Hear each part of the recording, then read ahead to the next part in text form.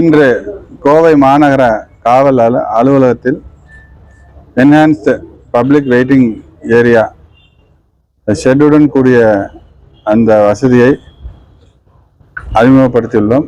மேலும் தமிழக அரசில் திட்டமான ஃப்ரீ வைஃபை ஜோனும் கோவை மாநகர காவல் அலுவலகத்திலும் இன்று அறிமுகப்படுத்தியுள்ளோம். அதன்படி கோவை மாநகர காவல் அலுவலகம் முழுவதும் ஃப்ரீ வைஃபை ஜோன், பொதுமக்கள் தங்களுடைய சைபர் கிரைம் போலீஸ் ரிலேட்டடாக எந்த ஒரு கம்ப்ளைண்ட் லாட்ஜ் பண்ணாலும் அங்கேயும் ஒரு கியாஸ்க் வச்சுருக்கோம்.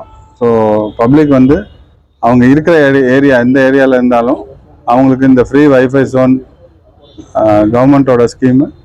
ஸோ அதையும் அதுலேயும் அவங்க தங்களுடைய ஃப்ரீ வைஃபை ஜோனை யூஸ் பண்ணி எந்த கம்ப்ளைண்ட்னாலும் லாட்ஜ் பண்ணலாம்.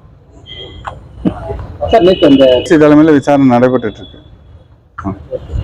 பல்வேறு குற்றச்சாட்டு வச்சிருக்காங்க மாணவர்கள். அது சம்பந்தமா ஒரு 50 பேர் கையெழுத்து கொடுத்தும் எல்லா குற்றச்சாட்டுகளும் விசாரிக்கப்படும். மேடம் ரொம்ப இதா நடந்துக்கிறதா எல்லா குழந்தைகளும் கம்ப்ளைண்ட் பண்றாங்க. இந்த சம்பவம் பொறுத்த வரைக்கும் அவங்க கொடுத்த எல்லா குற்றச்சாட்டுமே டிசி தலைமையில தான் விசாரிக்கப்படும். விசாரணையும் நடந்துட்டு இருக்கு. இன்னைக்கு அந்த யார் ஸ்டூடெண்ட்ஸோ அவங்க எல்லாத்தையும் கூப்பிட்டு விசாரணை பண்ணிட்டு இருக்கோம். அந்த பாஸ்டர் ஜான் ஜெபராஜ் கேஸ்ல எக்ஸ்ட்ரா அரெஸ்ட் பண்ணிருக்காங்க. அது வேற யாராவது சம்மந்தப்பட்டிருக்காங்களா? அந்த குழந்தை 164ல என்ன கொடுத்துருக்கோ அதை தான் நம்ம அரெஸ்ட் பண்ணியிருக்கோம். பெனட்டுங்கிறவர் 164ல அந்த குழந்தை கொடுத்துருக்காங்க.